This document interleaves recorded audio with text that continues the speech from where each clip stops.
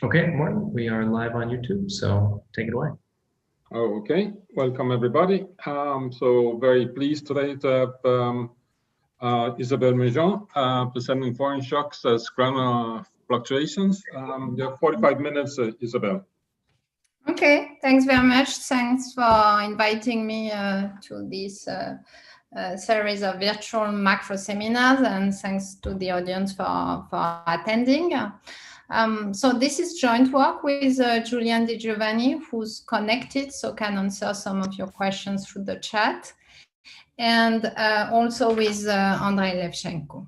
And the paper is part of a sort of broader research agenda in which we try to understand the role of individual firms in the transmission of shocks across countries. So the starting point, in a way, is the broad literature in macro on international business cycle co-movements. So if you take the textbook version of this literature, but also most of the papers that followed, the transmission of shocks across countries in this model is due to the propagation through relative price adjustments in models that, to a large extent, display a representative firm in each country or eventually in each country and sector.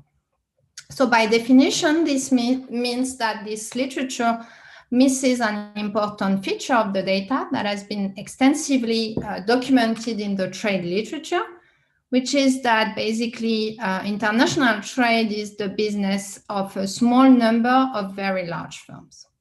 So this is well known, and with Julian and Andrei, we have some previous papers in which we argue that this sparsity in the participation of individual firms to international trade matters for the size of international business cycle co-movements, because we see in the data that the way individual firms participate to international trade has an impact on how their individual activity correlates with foreign countries.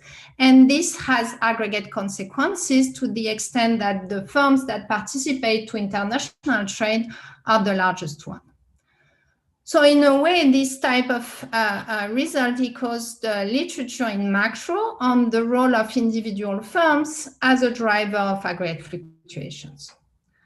So taking inspiration from this literature, what we do in this paper is to provide a firm level view of international shock propagation.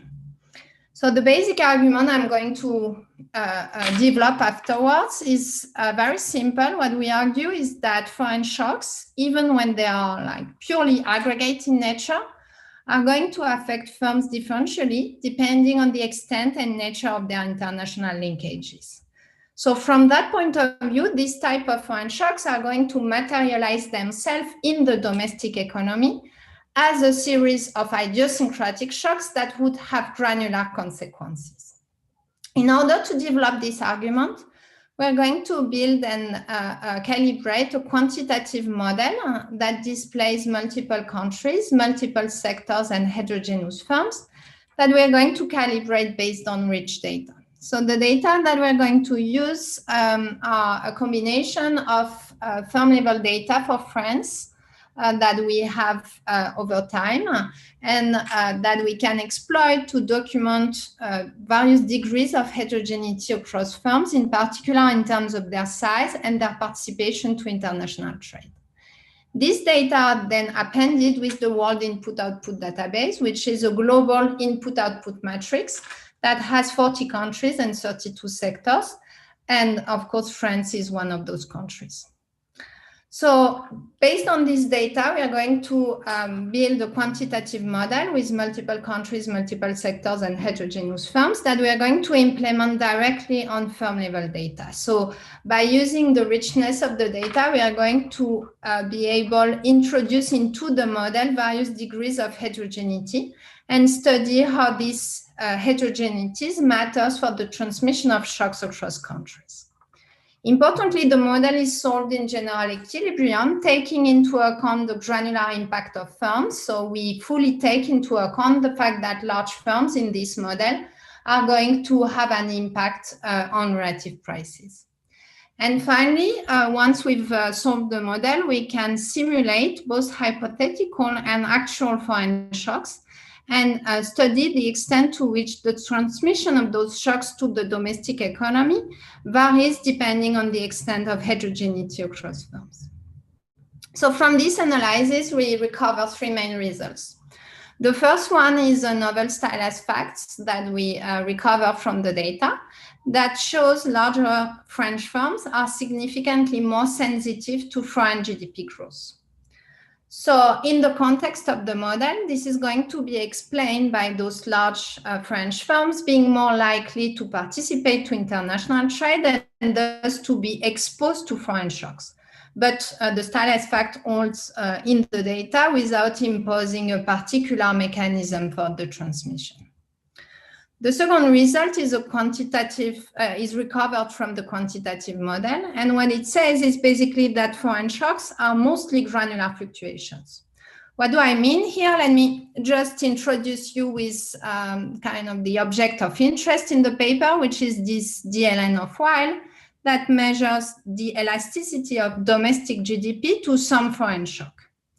In a model with heterogeneous firms, you can, by definition, decompose this aggregate elasticity into the mean response of the average firm in the economy, this epsilon F, plus this term, which we call the granular residual, that is proportional to the covariance between individual firm size and their elasticity to the shock. So what we argue basically is that because large firms are more likely to participate to trade, they are more strongly exposed to foreign shocks, thus they are more elastic to these shocks. This implies a positive covariance between size and elasticity and thus a positive granular residual. What we can do, given the structure of the model, is to quantify the size of this granular residual. And what we find is that depending on the type of shock you consider, the granular residual accounts for about 40 to 85% of the overall effect of foreign shock. So what this means is that first, there is a lot of heterogeneity across firms in terms of their sensitivity to foreign shocks. And this has aggregate consequences because this heterogeneity is systematically correlated with firm size. The third result is also recovered from the quantitative model, but it's more like macro-ish. What we show is that firm heterogeneity in importing is a source of dampening of the GDP impact of foreign shocks. So I'm going to spend a bit of time on the intuition for this third result because I think it's not immediate, but let me just explain in a few words. So what we show is that in the context of our model, foreign shocks are going to reallocate market shares from small to large firms because the large firms are the ones that can directly benefit from the foreign shocks because they are exposed to those shocks. But what we show as well is that when firms are heterogeneous in terms of their import share, the extent to which they use foreign inputs, they have also a lower influence on domestic GDP, conditional on their size. So this covariance in the cross-section between how elastic firms are to the shock and their influence on domestic GDP is the source of this dampening effect that I just mentioned. So quantitatively, what we show is that when we compare the model that we have with all the heterogeneity with a model with a representative firm in each country and sector that are calibrated the same way, we show heterogeneity reduces the overall impact of foreign shocks by about 15%. So this is just one slide, but it's a bit packed because there is a lot of papers that are related to what we do, mostly related to two lines of the literature. The one that I already mentioned, which is interested in digging into the micro origins of macro fluctuations. And this is a literature that is expanding very fast with a lot of very recent papers. Perhaps the closest to us is the paper by Gobert and Itzkoki, who are also building a model with a discrete number of heterogeneous firms and look at the impact of these granular firms in the aggregate.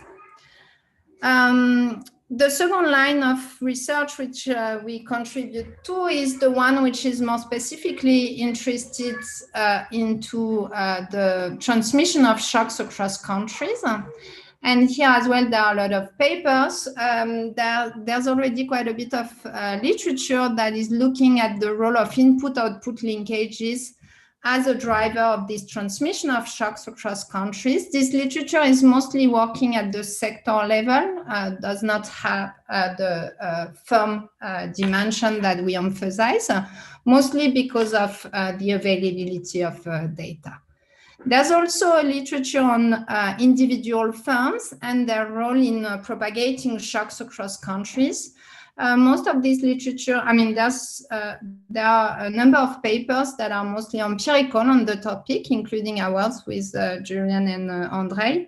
Perhaps the paper the closest to us is the paper by Ghioroni and Melis, who also built a model with heterogeneous firms to study the transmission of shocks across countries. The main difference is that their paper emphasizes a lot how adjustment at the extensive margin matters for the transmission of shocks across countries, while instead our model is going to mute the extensive margin adjustment and focus on the role of very large firms for the transmission. Okay, so this is just the end of the kind of introduction. So now I can really jump into the core of the paper, starting with the data that we use. So as I said, the objective has been to calibrate the model with a lot of data, and we mostly rely on two sources. One is constituted by firm level data for France, and the second one is the World Input-Output database. So for France, we have a lot of very good exhaustive data that we obtain from either the fiscal administration or the customs. So based on these two data sets, we can recover a lot of information about individual firms and how much they vary across firms, the amount of heterogeneity across firms within an industry. So in particular, we have information on the firm's balance sheet, their value added, their sales, the structure of their cost, the industry they belong to. And then from the customs data, we have a fairly rich view of firms' international activities, so export and import at the bilateral level. So here I need to point to a caveat of the data, which is that the customs data only cover trading goods, meaning that in the rest of the analysis, I'm going to assume services are non-traded goods, which amounts to kind of underestimate the amount of propagation, because services now are an important part of international trade. So as I said, these data are then appended with the World Input-Output database, which is a standard input-output matrix, the only difference being that it has the multi-country dimension. It covers 40 countries, 32 sectors. So a lot of the data work in this paper has consisted in making those two sources consistent. So what we decided at the end is to use the French data to document heterogeneity across firms within a sector, but then normalize all firm level coefficients so that they exactly match the World Input-Output database at sector level. So from this data, the first thing we do is to recover this stylized fact I mentioned before, which is this fact that large firms tend to be more sensitive to foreign GDP. How do we show this? In a very simple reduced form way. We use a simple linear model in which on the left-hand side, we have the growth of individual firms' value added. And on the right-hand side, we have world GDP growth and its interaction with a measure of the firm size. So in this table, the coefficient of interest is the one that we recover on the interaction, which, as you can see, is always positive and very significant. This is true when we do not condition on any fixed cost, but it remains true once we identify the coefficient in the cross-section of firms within a year, or even in the cross-section within a sector and year. And finally, in the last column, what we do is to further control for the interaction between the size of the firm and French GDP growth in order to take into account the possibility that large firms might just be more pro-cyclical in general. So obviously this implies a bit more difficulties for interpretation because the growth of an individual firm participates to French GDP growth. But what is important in this column is that controlling for this interaction term does not affect the coefficient of interest that we have here. Quantitatively, we find that doubling the size of the firm induces an increase in the elasticity of firm growth toward GDP by about 0.08. In the context of the model, this larger sensitivity of large firms to foreign GDP is going to be explained by large firms' exposure to foreign shocks through trade. So this uses style facts that have been extensively documented in the trade literature that we also document in the paper, which is that large firms are more likely to both export and also import. So this is what we have summarized in those two graphs. Again, this is not completely novel. What we do here is to measure at the firm level the intensity with which the firm exports, or how much foreign markets contribute to the firm's overall sales. And then we plot the cumulative distribution across firms, which is this red line. And then we compare this with the cumulative distribution, whereby each individual firm is weighted by its contribution to aggregate GDP. So in terms of the interpretation, what we have here suggests that in traded goods in France, we have about 60% of firms that do not export at all, and they represent about 20% of aggregate value added. At the other side of the distribution, we have here about 10% of firms that get at least 40% of their sales from foreign markets. There are not many of those, but they represent about 35% of aggregate value added. And this shows that large firms are more likely to export. And we have the same type of figure when we look at firms' participation to trade through imports, whereby we measure import intensity by how much inputs the firm sources from foreign countries. So this is it for the stylized fact. So again, the stylized fact on the correlation between size and participation to trade are well known. The first one I discussed that shows large firms are more sensitive to foreign shocks is more novel and is used as a motivation for the model. So the model itself has a general structure, which is basically Armington, in which we put kind of a Mellitz model without extensive margin adjustment and input-output linkages. So as I said before, the model has multiple countries, multiple sectors, and multiple firms. So part of the difficulty, to follow is really to keep track of all the indices that we have. So in the rest of the presentation, I'm going to stick to the convention that I'm going to use the indices M, N, and K for the countries, I and J for the sectors, F and G for the firms. And then whenever I'm going to denote a bilateral flow, the first index is going to be for the origin country or sector, and the second index is for the destination country or sector. So the model is kind of general, but for the rest of the world, we don't have firm level data.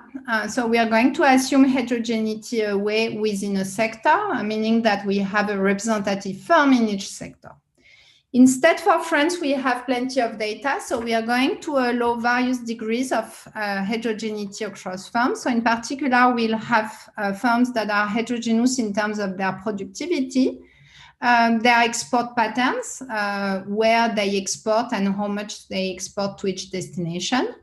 The structure of their production function is also allowed to vary across firms within a sector, so we can have heterogeneous labor shares and also heterogeneous input linkages. In particular, firms are heterogeneous in terms of how much they source their inputs from abroad. And finally, the benchmark case is with a constant markup, but we also have a robustness in which we allow firms to differ by their markups. On the side of the household, we have individuals, so a representative household in each country that which preferences are increasing in consumption and leisure. With consumption being a layer, so you have a Cobb Douglas across sectors. Then within each sector, we are going to have a CES across countries. This is the Armington part. And then within a country and sector, we have the Mellitz assumption of a CES across firms. And obviously, we have the corresponding elasticities of substitution. So then based on the structure of preferences, we can express the demand which is addressed to a particular firm F from country M and sector J selling in country N. And we can just define this demand at firm level as being a share, pi FMNJ, of the overall bilateral sectoral trade flow. So now I'm going to focus on those shares. So assumptions regarding the firms. So as I said, we are going to work in the baseline in monopolistic competition and do in robustness oligopolistic competition. Firms are heterogeneous in terms of their productivity. They can also vary in terms of foreign household preferences with regard to each firm's variety. And then something which is probably more novel to this paper is the fact that we allow firms to have different production functions. So the production function is CES between labor and inputs, with labor shares that are allowed to vary across firms within a sector. And then we have a second CES for inputs across country and sectors. And again, we allow the input linkages to be completely heterogeneous across firms. So given all these assumptions regarding potential degrees of heterogeneity, we can then go back to the share of each firm in a given bilateral trade flow, which is going to be a function of all the parameters of heterogeneity that I've endowed the model with. So this is it for the assumptions of the model. Now I can go back to the initial question, which is how heterogeneity across firms can matter for how much foreign shocks affect the domestic economy.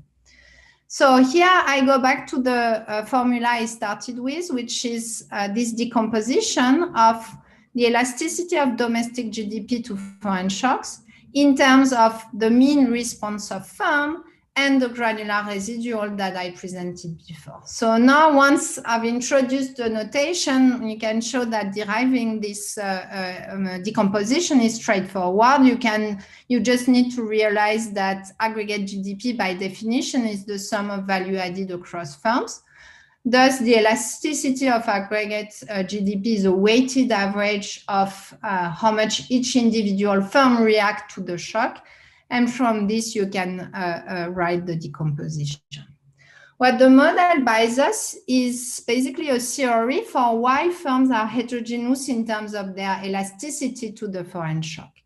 And the reason why they are going to be heterogeneous is basically because they are unequally exposed to those foreign shocks. So for instance, if you think of the shock as being some supply shock affecting foreign countries, the impact on French firms is going to transmit through the price of imported goods, and it's going to affect firms unequally depending on how much they import inputs in order to produce. So these parameters that we have here that summarizes heterogeneity in the structure of the production function and how much inputs are imported from abroad is going to be one source of heterogeneous exposure to foreign shock. Likewise, if you think of a demand shock affecting foreign country, we can expect this type of shock to have an heterogeneous impact on firms depending on how much these firms export to the countries which demand, say, increases. So this heterogeneity in exposure to shock is going to induce a first order source of heterogeneity in those elasticities.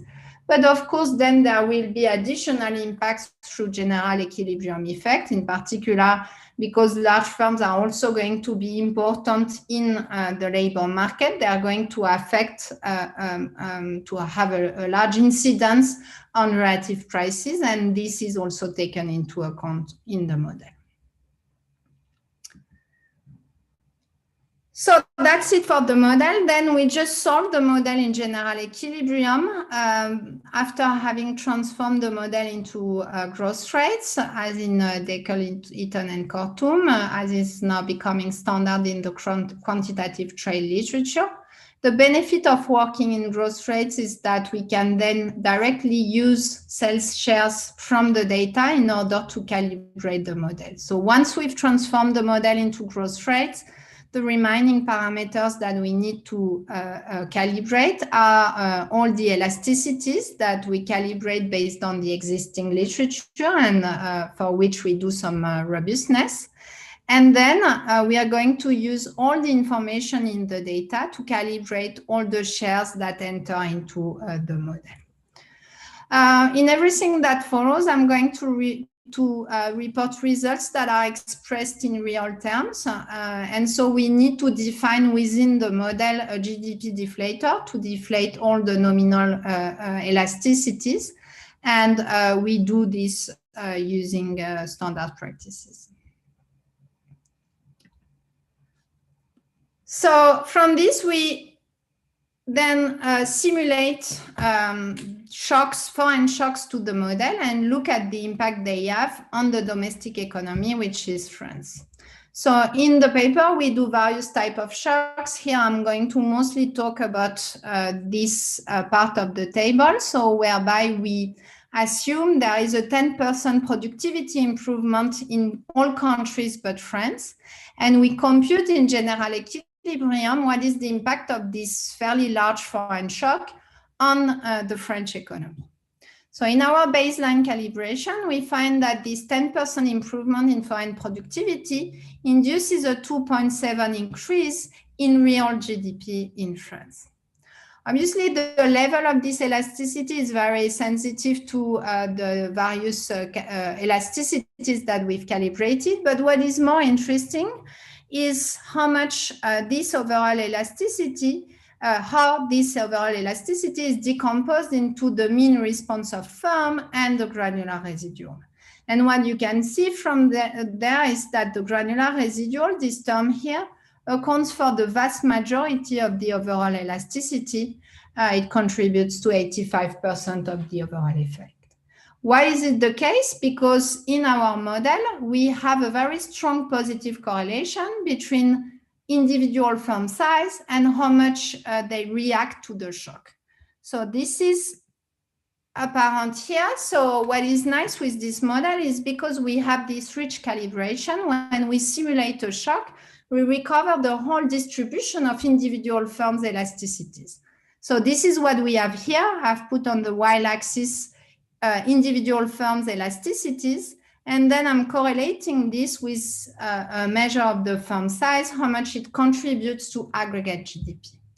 What you can see here is that there is a positive correlation, as I just said, between those two firm level variables, meaning that the firms that expand the most as a consequence of the foreign shock are the largest firms. Actually, when you compare these elasticities at firm level with the aggregate elasticity, which is this red line here, the 2.7 elasticity I mentioned before, you can see that there are actually very few firms that actually benefit a lot from the shock, while at the bottom of the distribution, for all firms that are relatively small, the shock has a negative impact, induce firms to shrink in size. Why is it the case? Because in this model, due to the heterogeneity in exposure to shocks, there is a reallocation of market shares from the small firms that are not directly benefiting from the shock towards the large firms that are the ones that benefit to the first order to the shock. So this is why we have this very strong and positive correlation. And this correlation explains that the granular residual accounts for a very large share of the overall effect. This is true as well when we simulate a foreign demand shock. Although then the granular residual is a bit smaller because the shock directly affects a smaller set of firms, as by definition in our model, the demand shock to the first order only benefit to firms in traded goods sector. So since the model has a fairly large non-traded goods sector, the demand side benefit of exporting is only benefit to a small number of firms. In the second part of the table, what we do is to quantify the extent to which this granular residual, which we argue capture the impact of heterogeneity across firms within a sector, is not in fact attributable to heterogeneity across sectors. Okay, so what we do is to reproduce the exact same decomposition, but instead of focusing on heterogeneity across firms, we do the exercise across sectors. What you see is that when we do this decomposition, the contribution of the granular residual becomes substantially smaller and actually turns negative in the case of a demand shock, because the demand shock to the first order benefit traded goods sectors, but in the data, non-traded goods sectors are on average larger than traded goods sectors. So this is why we have this negative term. Once we take into account heterogeneity across firms within a sector, we instead recover a positive granular residual that is small but still significant. I said before that we also run the same exercise assuming endogenous markup. So this is just to show you the result. They are very similar to what we obtain under monopolistic competition. So this is why we think it's not too bad of an approximation to assume constant markups. So obviously, once we've constructed a model in which firms and large firms are the ones that benefit the most from foreign shocks, it becomes relatively easy to explain the stylized fact I started with, which is reproduced here. So this is what I showed before, this reduced form equation that we estimate in our data, and that shows large firms are on average more sensitive to to world GDP growth. Obviously, we can now reproduce the same regression in the context of our model using information about individual firms' elasticity to either the world productivity shocks or the world demand shock. And we almost mechanically recover this positive coefficient on the interaction terms. Again, because in our model, the firms that benefit the most from the foreign shocks are the large firms that participate to international trade. The last thing we do for this particular part of the paper is to feed the model with actual foreign shocks. Up to now, I've just simulated some hypothetical 10% productivity improvement in foreign countries. Then what we do is to use actual foreign TFP growth data and feed the model year by year with what we observe in the data in terms of foreign TFP shock, and then look at what the model delivers in terms of the elasticity of the French GDP to those shocks, and how much it contributes to the volatility in French GDP growth. So this is what is summarized here. So here we have put the standard deviation of GDP growth in France over two different periods. So this is what we have in the data. Here for this period, we can also put in the table what the size of the granular residual that we've estimated in a previous paper. And then we can look at how much foreign TFP shocks can explain of this overall volatility. So we can explain about like 20–25% of the overall volatility of GDP solely out of foreign TFP shocks. So without taking into account any domestic shock affecting France, we can already generate a quantitatively important source of volatility. And more importantly, what we show once again based on these actual shocks is that the granular residual is very important for explaining this contribution of foreign shocks to overall volatility. So now, let me just spend the last 10 minutes, with the last result, which is this dampening effect of heterogeneity. So what we do here is to compare the baseline model, which is this line here in the table, with a hypothetical model in which we mute heterogeneity across firms within a sector. So in practice, this means that this line here corresponds to a model in which there is a representative firm in each country and sector, which is kind of the baseline model that is used in a lot of the quantitative trade literature. And then we can simulate the same shock in this fully heterogeneous model and in the homogeneous model. What we show is that when we mute heterogeneity across firms within a sector, the aggregate elasticity, the elasticity of aggregate GDP to foreign shock increases by about 20% in the case of a productivity shock and about 10% in the case of a demand shock.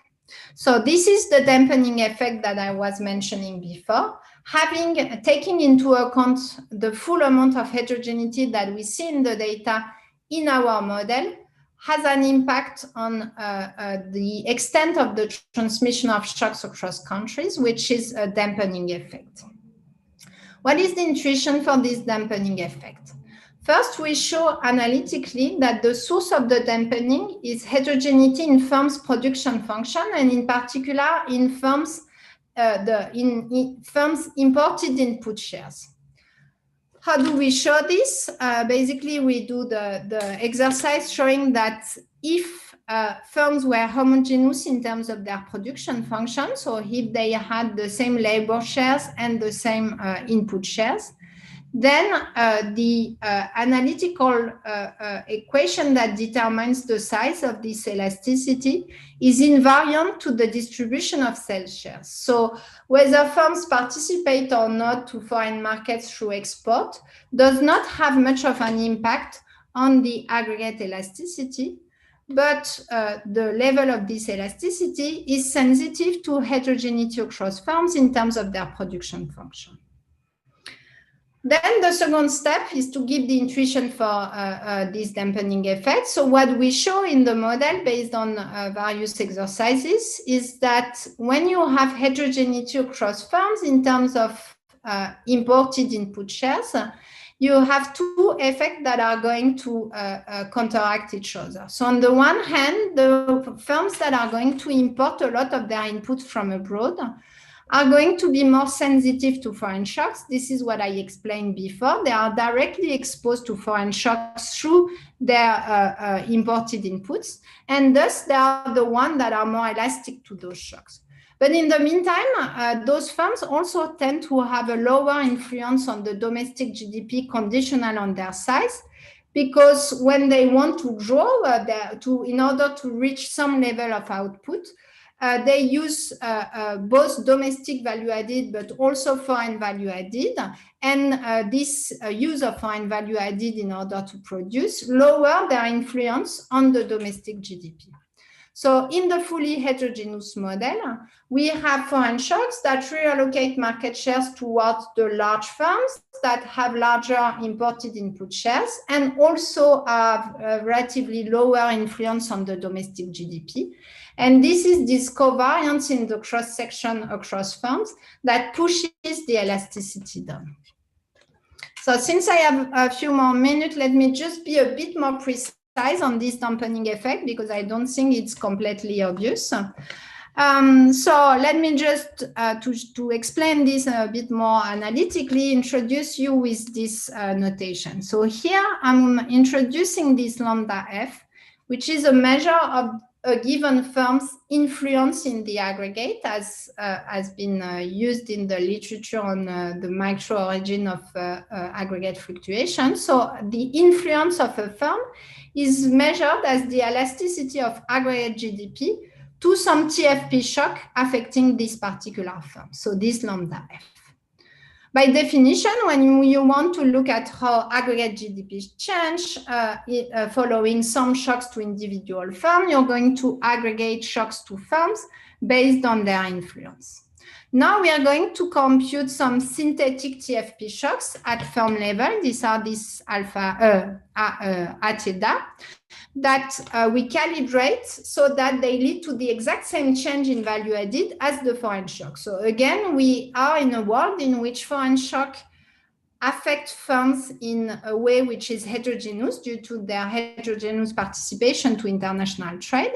So we are going to have foreign shocks that materialize themselves in the domestic economy as if all those firms were hit by some TFP shock with some different intensity. And now we just aggregate those synthetic TFP shocks, the impact of those foreign shocks, in order to recover the object of interest. So what we show is that in comparison with the homogeneous model, the heterogeneous model is going to have a covariance in the cross-section between those two objects. That I illustrated here in this graph in a very simple 2x2x2 model. So in order to simplify things further, I've just constructed the equivalent of my model with only two firms in two sectors and two countries. And here, now I can more easily dig into the covariance between the influence and the elasticity to the shock. And what I do is an experiment in which I start with two firms, one big and one small, that are initially symmetric in terms of their production function. And then I allow the large firms to import more and more of its inputs. So here, what you have on the x-axis is the import intensity of the large firm. And what you see is that when you increase the intensity with which the large firms import its foreign inputs, you're going to have an increase in its elasticity to foreign shock. This is this red line here.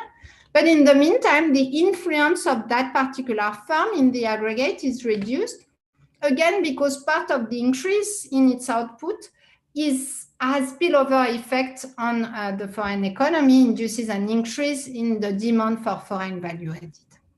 So this dampening effect, to my knowledge, has not been documented before, and is the third result that I wanted to discuss. This leads me to my very last slide. So again, in this paper, what we want to do is to provide this view of international shock propagation from the point of view of individual firms, and individual firms that are heterogeneous and as heterogeneous as they are in actual data. What we provide are results regarding three main elements. This reduced from a result that large firms are more sensitive to foreign GDP growth. The results that are recovered from the quantitative model. First, that the propagation of foreign shocks in a model with heterogeneous firms is largely granular, is largely due to heterogeneity across firms in exposure to the shock. And finally, this last macro result, which is that heterogeneity tends to dampen the GDP response to aggregate foreign shocks. What does this mean? It means that if you want to really understand propagation of shocks across countries, at least within a quantitative model, it's very important to take into account heterogeneity. First, because the magnitude of the propagation is affected by heterogeneity in production function. And second, because this propagation is triggered to a very large extent by the very large firms. Thank you. Thanks a lot, Isabel, for a very interesting presentation. Let me remind the audience, if you want to ask a question, raise your hand and then I'll allow you to speak.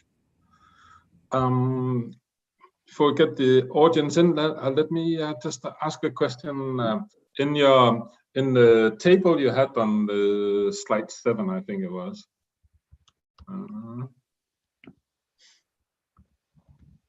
+7. Yes. Yeah. So you got in that first column, you got a very large negative coefficient on world GDP growth without the interaction. Yeah. Yeah, meaning that on average in our data, there is a negative co-movement between France and the rest of the world, which may be triggered by the and it seems to be pretty big. But I guess you can get that in the model too, but is it not, isn't it? Can you also get that sort of that size of the coefficient? No, I mean, to me, this very negative coefficient is to some extent due to the particular period that we consider, which corresponds to the period in which growth is very high in China, and in the meantime in France we have and in Europe in general we have relatively poor growth performances. So I mean, this coefficient at the end is going to capture the average level of co-movement during this period between France and its foreign partners. So the negative coefficient should be explained by this particular period and the overall co-movement during that period. Okay, I had some more questions, so I'll come back to them, but let me give the word to Frank Potier and remind everybody else, if you want to ask a question, then raise your hand. So let me allow Frank to talk. Frank? Yes, thank you, Martin. Thank you, Isabel. In just a very naive question. So what you're doing is like solving like a sequence of static general equilibrium, if I understand well. Yeah. So I just wondering, you know, if I go back to the very basic international trade model and say like the very like RBC small form like BKK.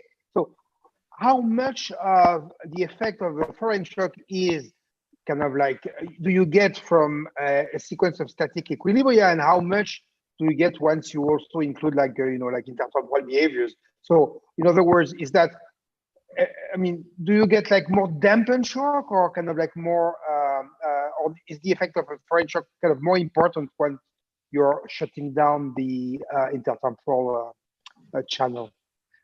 So I guess the question is a bit about the performance of the very simplest BKK model, which arguably is not perfect, but so indeed we know that in order to match with the macro data, we need to have more dynamic aspects. So this is true in our model as in the simplest BKK model. You need to have more dynamic effects in order to match the data. Then once we go a bit sequentially to this BKK model, you can add the input-output linkages across sectors, which has been done by the previous literature and has been argued to improve a bit the extent to which you can reproduce the actual co-movements across countries. But still, this type of models have quite poor performances, again, potentially because their kind of static nature does not allow to fit well with the actual co-movements in the data. So this is true again in our model. So the difference in our model is that in a way we are going to perform even worse, because once in this model you add the heterogeneity across firms, you have this dampening effect. So in a way, the answer to your question is that we are going to do even worse in terms of the cyclical properties of the model, because we have this dampening effect. Obviously, we could improve with the usual trick by having more dynamic into the model. This is not clearly the purpose of the model here. What we really wanted to do is to say, okay, we know that in the data, heterogeneity across firms is very important. in particular in this dimension of how much firms are exposed to foreign shocks. So in any model, this should have consequences, but the direction of the consequences, I think, wasn't completely clear. So what we do is to provide an answer to this question. Basically, once you account for this heterogeneity, in particular in those import intensities, you're going to have a dampening effect. Thanks. Okay. While we wait for the audience to get more active, so I had a few more questions. Yeah. So in when you calibrate the whole thing, so you don't allow for differences in sort of elasticity-driven market power of the firms. Is that right? In the what? Sorry. In your calibration, so the big firms are big because of lower marginal cost. Is that true? Yes, they are big because of lower marginal cost. There can be unequally big across countries because of differences in taste.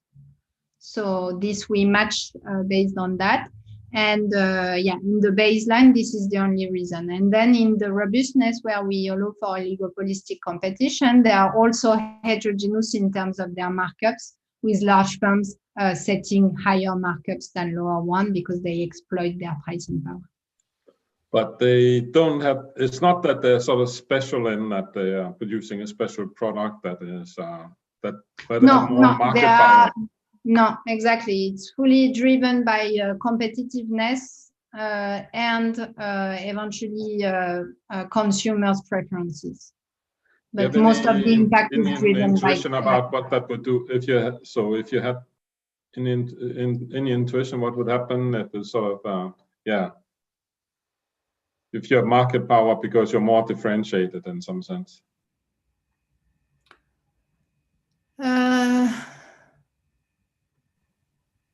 So the question, I guess, is how in this model, so what is key for whatever we find is this property that to the first order, large firms are the ones that are exposed, say, because they import their inputs. And then this first order impact induces the reallocation across firms. So what you need, so here we have this reallocation almost mechanically because we assume CES across firms. With a different assumption, I mean, the question would still be the same, except that you would need to, I mean, the answer depends on how strong the substitutability across firms. So what is key here is that the ones that benefit directly from the shock are then going to gain further because they gain market shares over their competitors, their domestic competitors. So it's slightly, if I understand it right, again, in your calibration, so in the foreign economy, there's no heterogeneity within sectors. Was that right? You're assuming that? No, exactly. There's no heterogeneity, so the shock does not have this kind of reallocation effects. I guess also because if you allow for heterogeneity within sectors and the foreign economy, then there would also be like foreign granular shocks. Yeah, exactly. But there is no way we can say anything about this. So this is also why, in a way, what we do could work with any form of foreign shocks, including idiosyncratic shocks. Right. But here we focus on aggregate foreign shocks because we have no way to say anything about the sources of granular shocks in the foreign economy. But of course, what we know from trade data as well is that the large firms that export are also very likely to match with large firms in those foreign countries. So what it means is that if we were allowed to dig deeper in those trade networks, we would find that the large firms that receive the shocks in France are very likely to receive the shocks from the large firms in the foreign country, which are also the large firms that are going to generate granular fluctuations in the foreign country. So from that point of view, it's not very different for the French firms that we focus on, whether they receive their shock from their partners if they have a granular impact on the foreign economy, or if they receive just an aggregate shock. I'm not sure I'm clear, but yeah, I'm not sure I exactly see that. I would have thought like you would different effects of a foreign granular shock than a foreign. No, of course, if we had more data, there would be additional difficulties due to the fact that even a foreign aggregate shock would not necessarily have the same impact on all firms, in particular because the large firms abroad are also more exposed to shocks, etc. So there would be, for sure, the results would be different. Yeah. What I'm saying is just that what we kind of know from the trade literature is that in that case, we would have kind of effect that would probably reinforce each other, because the large firms are those that are connected with large firms abroad. So there is some form of loop here whereby the large firm benefit from the shocks of their large partners that themselves benefit from, etc. The fact that a lot of trade is two-way, firms both export and import, and sometimes with the same partners, means that you can have loop in that case in this type of model. Yeah, I see. But there is no way we can calibrate such model, so it's difficult to say. But I guess you could do like a symmetric to the France, but that may be, of course, very counterfactual. Yeah, and then the question would be what firms are connected. We would need to also assume something about the matching of firms at both sides of the market. Yeah, I see. Yeah. Okay, so in the chat there is a link to post the presentation discussion room that I will open up now. I think Kurt will keep this session here open for a bit, but if you go there, so if you want to participate in that one, go and copy that link. Otherwise, if there are no more questions, then I will skip this one and open the post discussion room instead. Good. So I'm switching to the other room, right? Okay. Thanks a lot. Thanks a lot for the presentation. Yeah. Thank you. Yeah. Thanks. Like I say, I'll keep the room open for a little bit for people to hop on over. No, I've lost the